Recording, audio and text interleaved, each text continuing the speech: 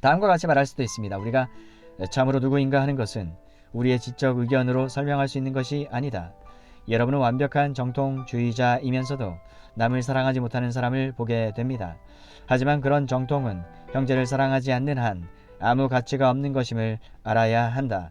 우리는 교리에 대해 지적으로 말할 수 있으며 믿음을 변증하는 일을 할 수도 있다. 하지만 형제를 사랑하지 않는다면 우리가 수호하려는 바로 그 교리를 부인하는 것이 된다는 사실을 알아야 된다. 사랑하는 여러분, 이것이야말로 참으로 엄청난 테스트라고 할 수 있습니다. 정통주의는 필수입니다. 하지만 그것만 가지고는 충분하지 않습니다. 사도 요한은 그 형제를 미워하는 자는 어둠에 거하는 자요, 그리스도의 사랑을 가지지 못한 자라고 말했습니다. 이것은 형제를 사랑하는 것이 정통주의자가 되는 것보다 훨씬 더 중요하다는 말입니다. 형제를 사랑하는 것이 단순히 윤리적 차원에서 우리의 행동이나 행위를 기계적으로 교정하는 것보다 훨씬 더 중요합니다. 젊은 부자 관원처럼 이것은 내가 어려서부터 다 지키었나이다 라고 말할 수 있는 사람들이 있습니다. 그들은 다른 사람들 안에 있는 많은 죄에 대해 책임이 없습니다. 하지만 비판할 때에 그들의 영은 형제들을 사랑하지 않는다는 것을 입증해 줍니다. 무지막지하게 비판하는 영이야말로 사랑의 영을 부인하는 것입니다. 마음에 떠오르는 생각들, 바로 그것이 하나님께 속한 자인가 아닌가를 분명하게 입증해 주는 것들입니다. 마음에 떠오르는 생각들. 너희가 이것을 알고 행하면 복이 있으리라고 예수 그리스도는 요한복음 13장 17절에서 말씀하셨습니다. 주님은 같은 문단에서 주님이요 선생이라고 부르는 내가 너희들의 발을 씻겨 주었을진데 너희는 얼마나 많이 서로의 발을 씻겨주며 사랑을 나누며 섬겨야 되겠는가 라는 의미의 말씀을 하셨습니다. 우리가 그분에게 속한 자들이라면 이와 같은 사랑과 섬김의 삶을 살아야 되는 것은 너무나도 당연한 일입니다. 이제 비교의 형태를 취해 설명코자 합니다. 그리스도인과 비그리스도인의 특성을 살펴봅시다. 대조. 요한은 매우 명백하게 설명했습니다. 형제를 사랑하지 않으면서 그들은 자신들이 참된 그리스도인이라고 주장했습니다. 이런 사람들을 보면서 요한은 즉시 영지주의자들을 떠올렸습니다. 자신들이 하나님 나라의 영역에 거하고 특별한 지식을 소유하고 있다고 주장하면서도 형제를 경멸하는 자세로 자신의 주장을 부인하는 자들이 있습니다. 여기에 대해 사도 요한은 여러분은 신비적 경험을 자랑할 것이 없습니다. 여러분이 그리스도인인가 아닌가는 형제들에 대한 태도로 구별할 수 있기 때문이다. 여러분이 형제를 사랑한다면 여러분은 그리스도인이다 라고 말했습니다. 그렇다면 사도 요한이 형제를 사랑하지 않는 자들에 대해 말하고자 하는 바를 살펴봅시다. 먼저 그들은 어둠에 거하고 있습니다. 이 말은 그들이 어둠의 왕국이라는 영역에서 사용되는 질서 안에 속해 있다, 이 뜻입니다. 이 시점에서 사도 바울의 디도서 3장 3절을 인용하는 것이 가장 적절하다고 생각합니다. 이 말씀은 사도 바울이 그리스도인이 아닌 세상 사람들의 삶의 모습을 가장 완벽하면서도 무시무시하게 묘사했습니다. 그는 우리도 전에는 어리석은 자요, 순종하지 아니한 자요, 속은 자요, 여러가지 정욕과 행락에 종노릇한 자요, 악독과 투기를 일삼은 자요, 가증스러운 자요, 피차 미워한 자였으나 하고 기록했습니다. 이런 모습들이 어둠의 상태를 보여주는 것입니다. 신약 성경에 의하면 이런 상태가 그리스도 밖에 있는 세상의 모습입니다. 어쩌면 여러분 중에는 이와 같은 묘사가 이 세상이나 믿지 아니하는 자들의 참 모습이 아니라고 말하는 자도 있을 것입니다. 하지만 나는 여러분에게 이런 묘사야말로 이 세상의 모습을 간단하면서도 정확하게 설명하는 것이라고 말할 수 있습니다. 세상은 자신의 본래 모습을 감추고 외적으로 아름답고 그럴싸하게 드러내놓고 있습니다. 이 세상은 자신의 본질을 감추어 줄 만한 외형상으로 그럴듯한 문화와 기사도를 간직하고 있습니다. 하지만 사람들의 얼굴을 바라보십시오. 그리고 그들이 서로에 대해 말하는 내용을 들어보십시오. 금방 공손하고 매력적인 태도로 말하던 그 사람에 대해 무엇이라고 말하는가를 들어보십시오. 또 그들의 얼굴에 보여지는 냉소를 한번 보십시오. 이처럼 세상은 외관상으로 좋은 것 같이 보이지만 실제로는 정반대의 모습으로 가득 차 있습니다.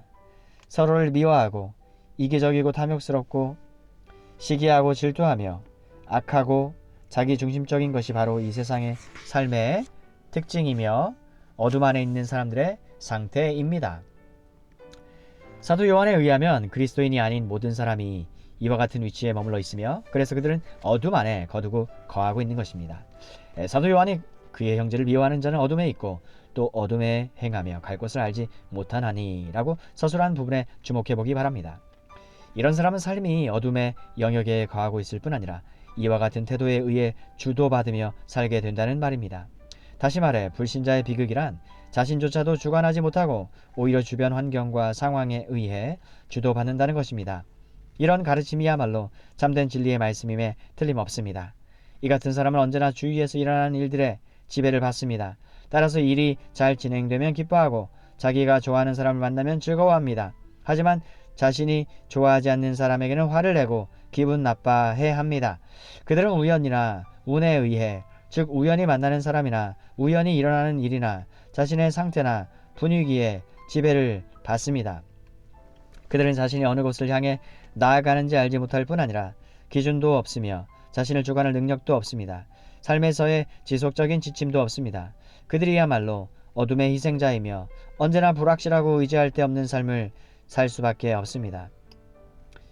세 번째 명제에 대해 살펴보도록 합시다. 요한은 갈 곳을 알지 못하나니 이는 그 어둠이 그의 눈을 멀게 하였음이라. 다시 말해 그와 같은 사람들의 문제는 삶의 참된 본질에 대해 진짜로 눈이 멀었다는 것입니다. 그래서 그들은 복음을 이해하지 못하고 이 세상에서 무엇이 발생하고 있는지를 깨닫지 못합니다. 뿐만 아니라 죽음 건너편에 있는 세상에 대해서도 심판대 앞에서 하나님을 대면해 서게 될 것에 대해서도 전혀 인식 못합니다. 이와 같이 그들은 삶의 참된 의미에 대해 전혀 자각하지 못하며 하나님이 형제에 대한 태도를 물으실 것이라는 사실을 알지 못합니다. 왜냐하면 영원한 운명에 대해 눈이 멀어 있기 때문입니다. 이런 사람들에 대해 마지막으로 말할 수 있는 것은 그들은 걸림돌입니다.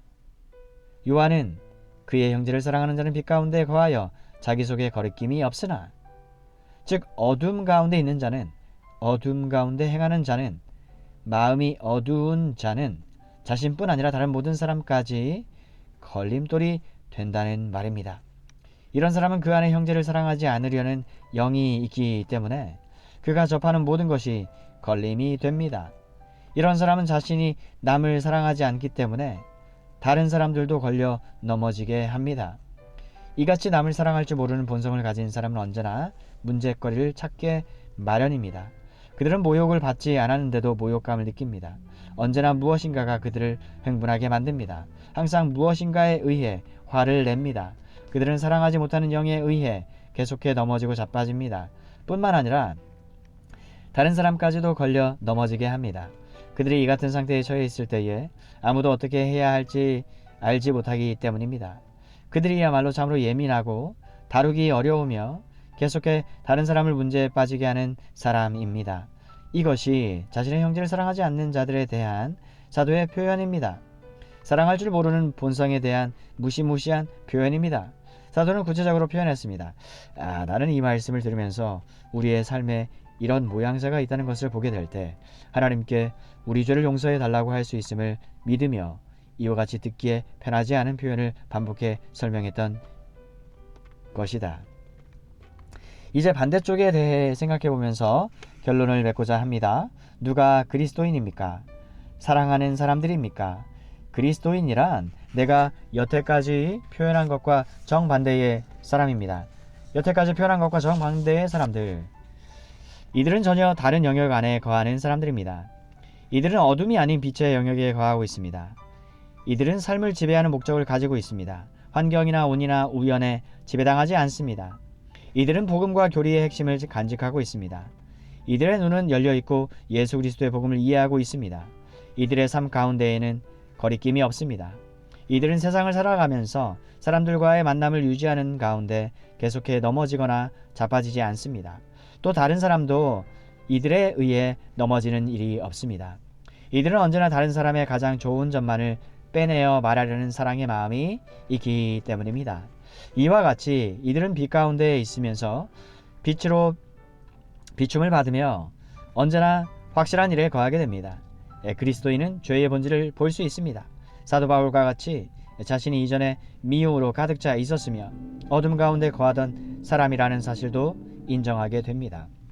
이들은 마귀가 이들로 하여금 미워하는 삶을 살게 한 장본인이라는 것도 알게 되며 자신이 하나님으로부터 멀리 떨어진 삶을 살았다는 것도 깨닫게 됩니다.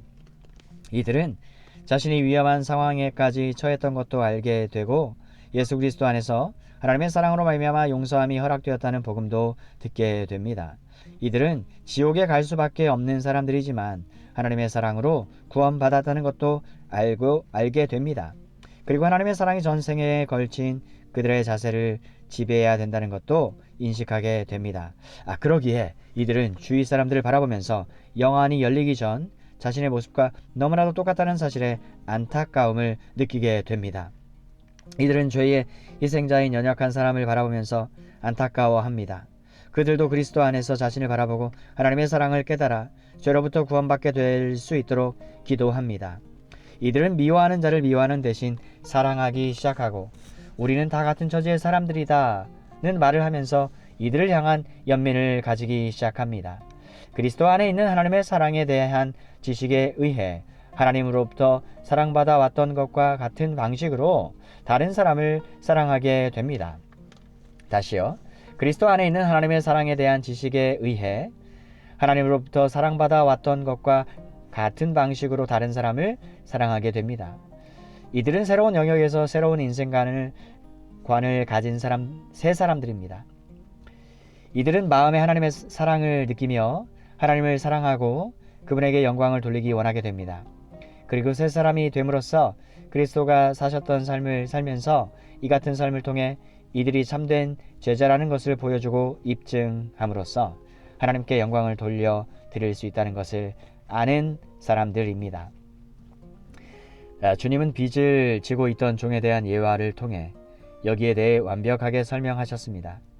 마태복음 18장 23절 이하 35절에 나오는 예화를 보면 어떤 사람이 자신의 주인에게 나아가 간청의 빚을 탕감받았습니다. 하지만 그의 종이 그에게 와서 똑같이 요청했을 때 그는 멱살을 잡고 안 돼. 너는 다 갚아야만 해. 동전 한 입까지 남김없이 갚아야 한다고 호통을 쳤습니다. 주님은 이런 사람은 자신이 용서받은 자라고 생각해서는 결코 아니 된다고 말씀하셨습니다. 남을 용서하지 못하는 자는 용서받을 수 없기 때문입니다. 우리는 우리 안에 남을 사랑하고 용서해 주려는 마음이 있음을 보면서 그리스도인이라는 것에 기뻐하고 행복해할 수 있다는 사실을 기억해야 합니다. 사랑하는 여러분, 우리가 자신을 사랑하지 않고 용서하지 않는다면 하나님이 우리를 용서해 주실 것으로 안다고 말하는 것도 별 의미가 없습니다. 빛 가운데 있다고 말하면서도 형제들을 미워하고 용서하지 못하는 사람은 바로 지금 어둠 가운데 있는 자입니다. 진리를 본 사람들은 그리고 빛 가운데 있는 사람들은 하나님의 사랑의 법 아래서 자신들과 다른 사람들을 볼 수 있게 됩니다. 이와 같이 자격 미달에도 불구하고 자신들을 용서해 주신 하나님의 사랑을 인식할 때 이들은 다른 사람들에게도 똑같이 행하고 다른 사람들을 사랑합니다. 또 그들과 함께 받는 구원으로 인해 자기 사람들을 사랑하시되 끝까지 사랑하시고 요한복음 13장 1절 십자가에서 온갖 수치와 고난을 당하시며 죽기까지 우리를 사랑하신 주님으로 인해 기뻐할 수 있게 됩니다. 하나님은 우리가 이런 관점에서 자신을 점검해 볼 때 그의 형제를 사랑하는 자는 빛 가운데 거하여 자기 속에 거리낌이 없으나의 말씀과 같이 우리가 빛 가운데 거한다는 사실과 형제들을 사랑한다는 사실에 대해 신뢰와 확신을 가지고 말할 수 있도록 도와주실 것입니다.